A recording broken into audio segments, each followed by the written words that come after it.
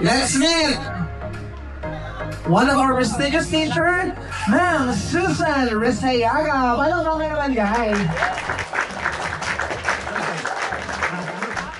Once again, ma'am, introduce yourself to everyone.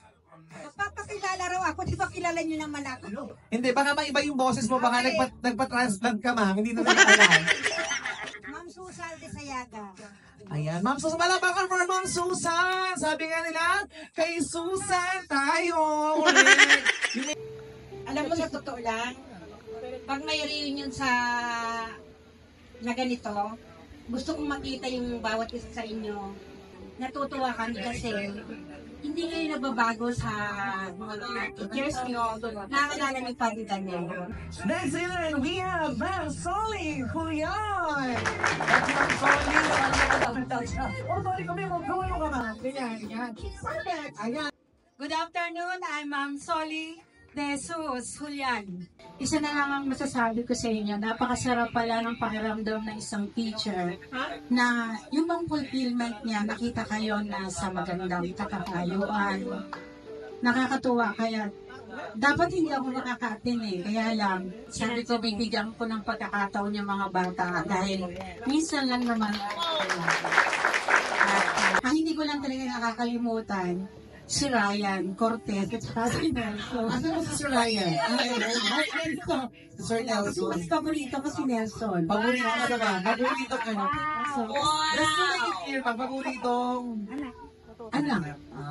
Babae po dahil. Naiiyak siya, ma'am. Minutali siya sa Flower Blades. Ma'am Bella Dela Cruz. Hello, ma'am. Hari, parang kapitan lang si mama. Hello everyone, I'm Bella de la Cruz from Tingkay. Salamat sa mga nag-organize nito. At alam ko naman nandiyan kami lahat para sa susunod pa. Hindi lang ngayon, ibay tayo ulit. Iba din ulit kami. Nakakuntuhan naman yun, di ba? Hanggang malakas ang love nyo, 70 ko na. Oh, my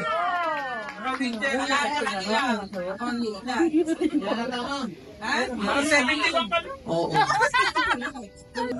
Next, we have Ma'am Lord Gonzalez. Hello!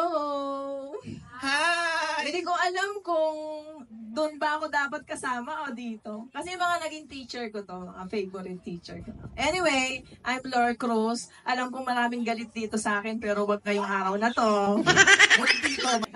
Thank you for the opportunity na ma-invite dito. Aminin ko na, medyo terror ako, pero ang principle ko kasi sa buhay, di baling ayawan ako ng estudyante ko at present tense, kumbaga nung time na high school sila. Pero after noon, bumilang pa kayo ng ibang years, tsaka nila ako pasalamatan. Kasi parang magulang ang papel ng teacher sa kanila. So, kailangan silang paluin pag may mali. Pag nangungundi ko, kailangan.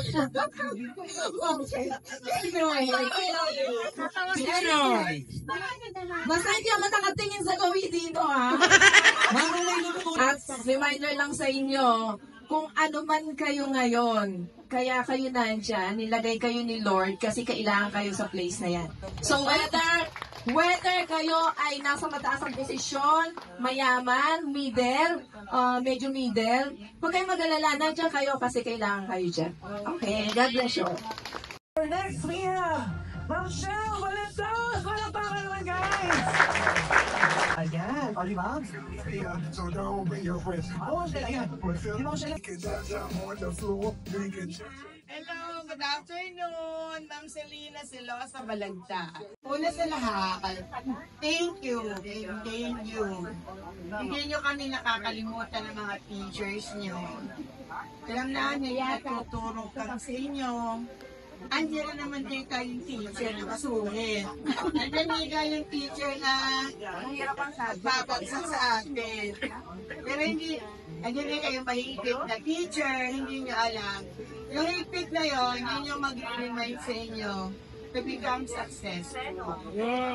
Kaya, thank you ulit. Dahil hindi nyo pa talaga kami nakakalimutan. Dahil wala na yung all fees, buo pa rin yung teachers at mga estudyante ng all fees.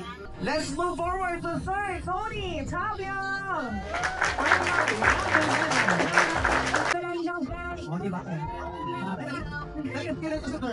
Hello, good afternoon. The Debonair, the Shining Armor, Sir Tony. Okay, did you know that teachers are always wrong? Why? Why? Pag dumating ng late, ano ba teacher yan? Napaka-late na. Late na. Ay, oo. Pag ang teacher, maaga. Napakaaga. Ano naman, aga naman ito. Pag maraming assignment, hinirapan kami. Pag walang assignment, tamad mag-check yan. But still, teachers love you always. Sa ganitong pagkakataon kami naliligayahan. Masaya kami dahil sa isang banda, kita-kita ulit tayo, nagkamastahan tayo. Ano ba ang lagay ninyo? Ano ba ang inyong kalalagayan ngayon? Sabi nga ni Ma'am Soli, makita namin kayong successful na andyan kayo. Kahit ano man ang katatayuan niyo sa buhay, nagkita-kita tayo. That is our fulfillment as a teacher. Sabi nga ni Ma'am Susan, wala na OT, wala na yon. But yung learnings, yung knowledge, experience, remain in our hearts. Hindi mawawala ang OT sa isip at puso natin. OT, ang nawala lang is structure.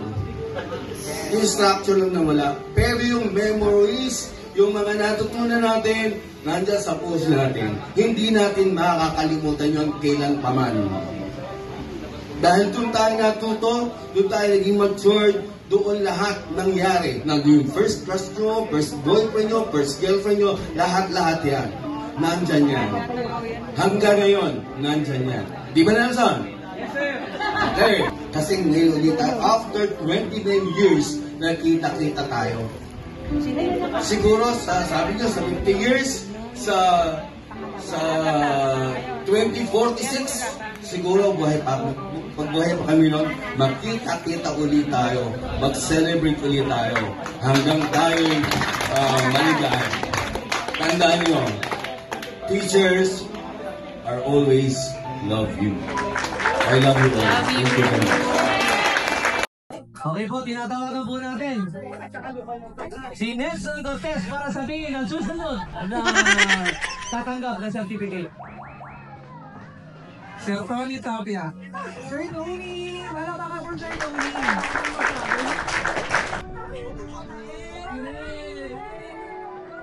Si Sir Tony ay kasalukuyang assistant principal sa Bulacan Private School. Okay.